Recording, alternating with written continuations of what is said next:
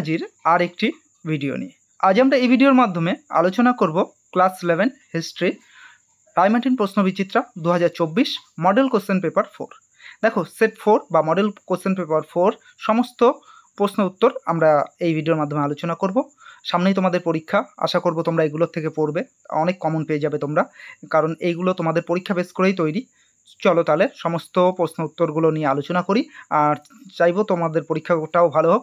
আর তোমরা যারা আমার এই চ্যানেলে নতুন যুক্ত হচ্ছ, তোমাদেরকে অসংখ্য ধন্যবাদ। আমাদের এই পরিবারের সঙ্গে যুক্ত হয়ে থাকো, তাহলে তোমরা অনেক কিছু জানতে পারবে।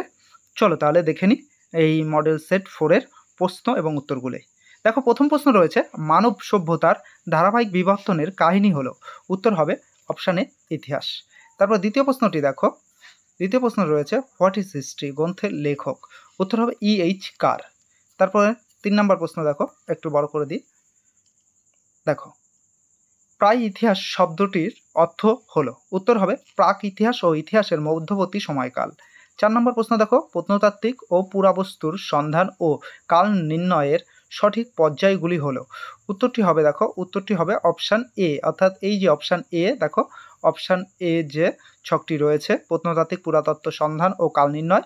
এবার এগুলোকে ভাগ করা হয়েছে দেখো 4টে: অনুসন্ধান, উৎখনন, প্রত্নবস্তুর তালিকা এবং কাল নির্ণয়। ওকে, তার মানে আমরা উত্তরটি পাচ্ছি অপশান এটি। ওকে, তারপরে তোমার 5 নম্বর প্রশ্নটি দেখো, বিবৃতি দিয়েছে।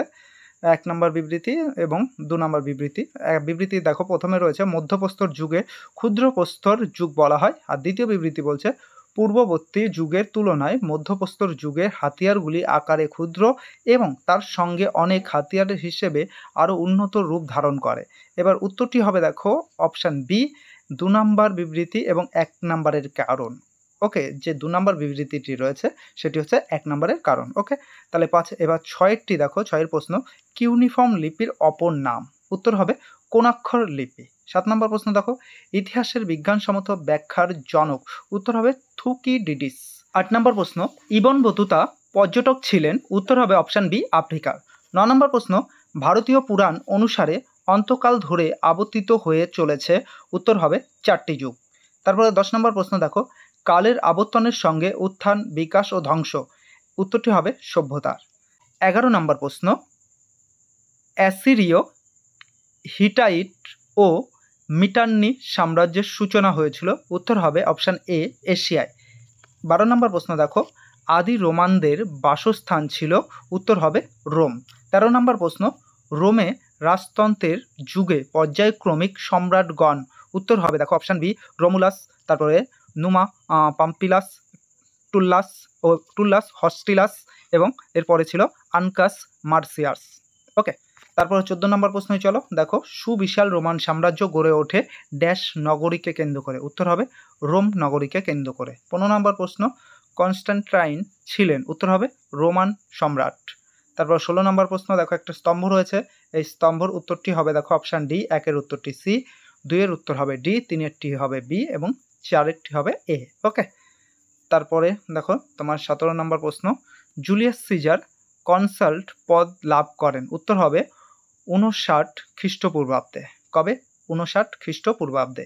18 নম্বর প্রশ্ন দেখো, রোমান সাম্রাজ্যের পশ্চিম এশিয়া ও উত্তর আফ্রিকা পর্যন্ত বিস্তৃত লাভ করে। উত্তর হবে অপশান বি, অগাস্টাস সিজারের আমলে। 19 নম্বর প্রশ্ন দেখো, রোমের নগরায়নের প্রাথমিক অভিজ্ঞতা আসে কোথা থেকে। উত্তর হবে ইটালির ইটস্কুদের থেকে।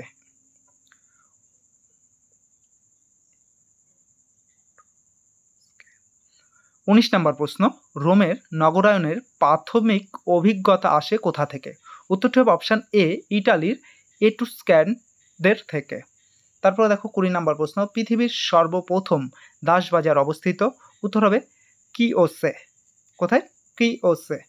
তারপর 21 নম্বর প্রশ্ন, প্রথম দাস বিদ্রোহ হয়। উত্তর হবে সিসিলিতে। 22 নম্বর প্রশ্ন, রোমে উন্মুক্ত স্থানে গ্ল্যাডিয়েটরদের লড়াই বা বালুকাময় এলাকাটিকে বলা হতো। উত্তর হবে এরিনা। কি হবে? এরিনা।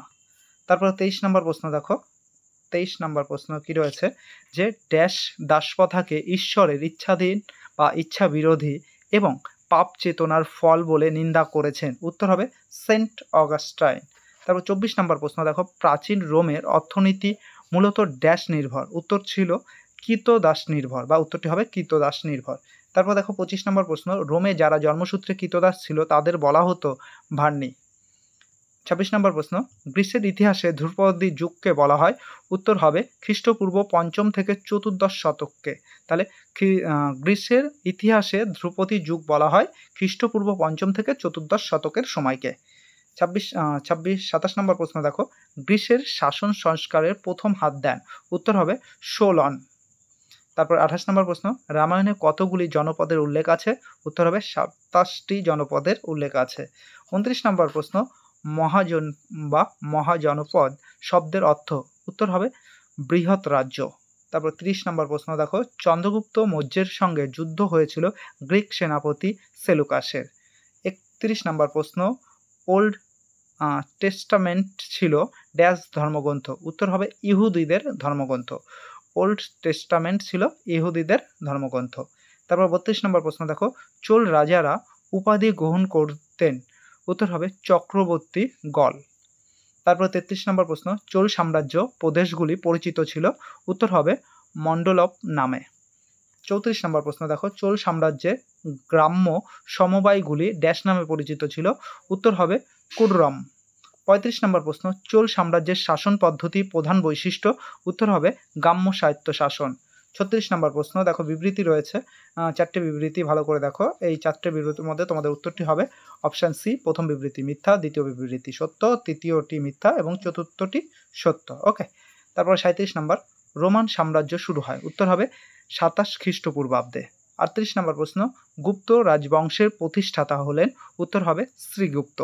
তারপরে 39 নম্বর প্রশ্ন দেখো, মোগল সম্রাট আকবরের সভার নবরত্নের অন্যতম এই ব্যক্তি ছিলেন উত্তর ভারতের উচ্চাঙ্গ সঙ্গীতের গুরুত্বপূর্ণ মহারথী, তার পূর্ব নাম সম্ভবত রামতনু মিশ্র বা রামতনু পাণ্ডে। এই কালজয়ী সঙ্গীতজ্ঞ জন্ম দিয়েছিলেন বহু বিখ্যাত রাগ রাগিনী। এই মহান সঙ্গীতের নাম, উত্তর হবে অপশান এ তানসেন।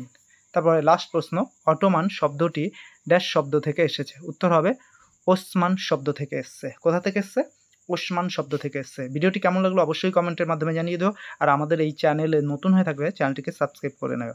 আবারও তোমাদের সঙ্গে দেখা হবে এই ধরনের আরেকটি ভিডিও নিয়ে।